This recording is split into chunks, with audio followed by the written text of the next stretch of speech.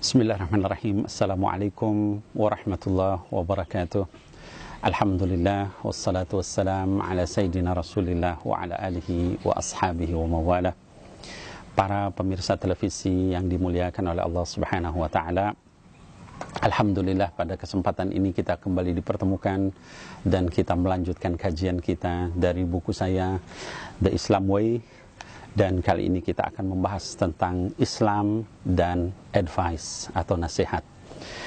Para pemirsa yang dimuliakan Allah, kaum muslimin wal muslimah, di dalam salah satu hadis Rasulullah sallallahu alaihi wasallam menyebutkan, kata beliau, ad-dinu an-nasihah. Qulna liman ya Rasulullah? Qal lillahi wa li kitabihi wa li rasulihi wa li a'immatil muslimin wa ammatihim. Jadi kata Nabi Muhammad SAW, agama Islam itu adalah nasihat. Lalu kemudian kami, kata para sahabat, bertanya, nasihat itu untuk siapa ya Rasulullah? Atau dari siapa ya Rasulullah?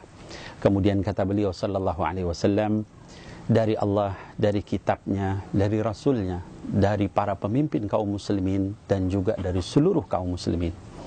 Hadis ini diriwayatkan oleh Imam Muslim di dalam sahihnya Kitabul Iman Bayan An-Nadin An-Nasihah.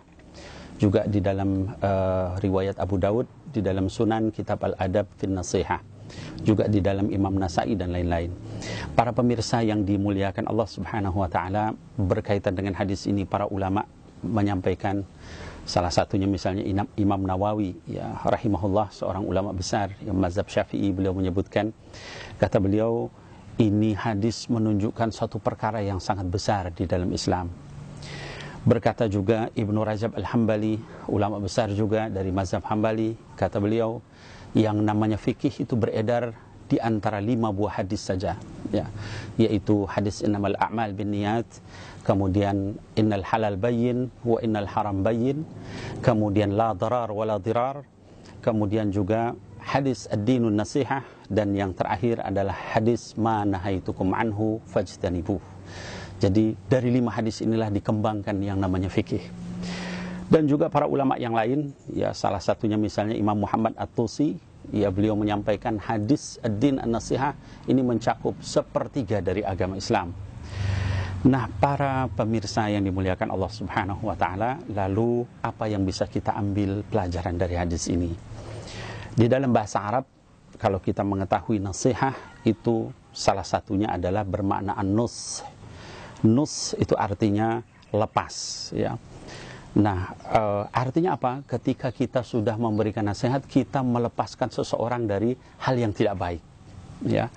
Kemudian juga kata nasihat ini juga bermakna nashun atau thawbun, artinya baju.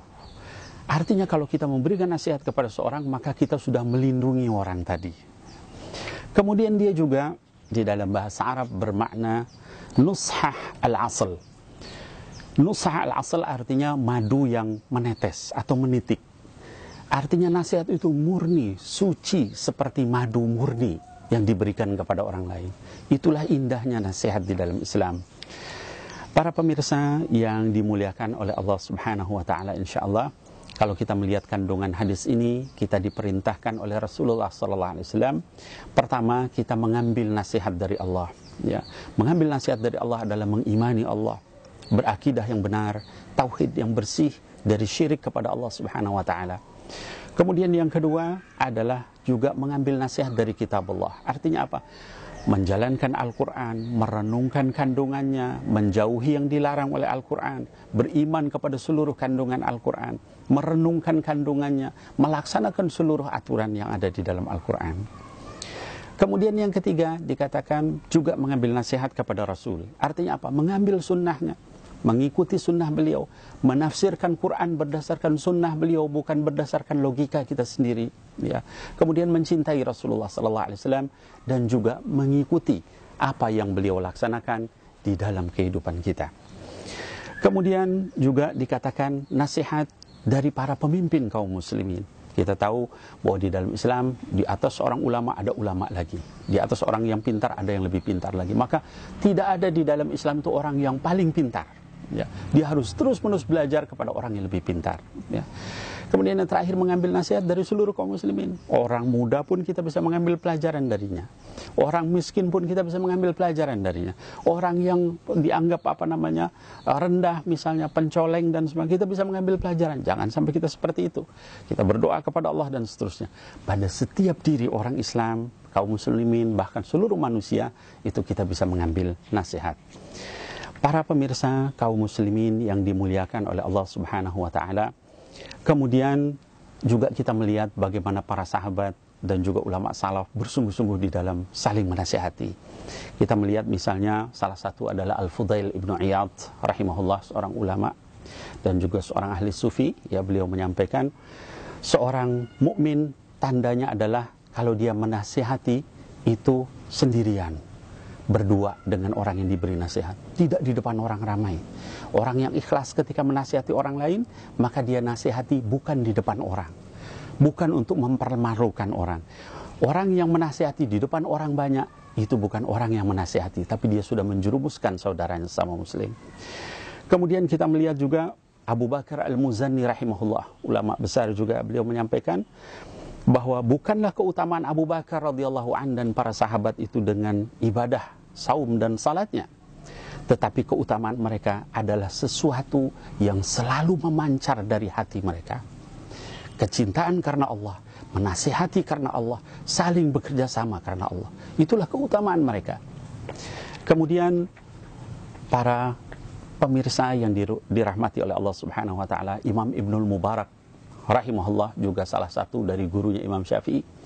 Beliau ditanya, amal apa yang paling afdal? Lalu dia menjawab, yaitu saling menasihati karena Allah. Yang terakhir, para pemirsa yang dimuliakan oleh Allah Subhanahu wa taala, seorang ulama yang lain, Ma'mar, dia menyampaikan, ketahuilah, orang yang paling sering memberi nasihat kepada kamu, itulah orang yang paling mencintai kamu.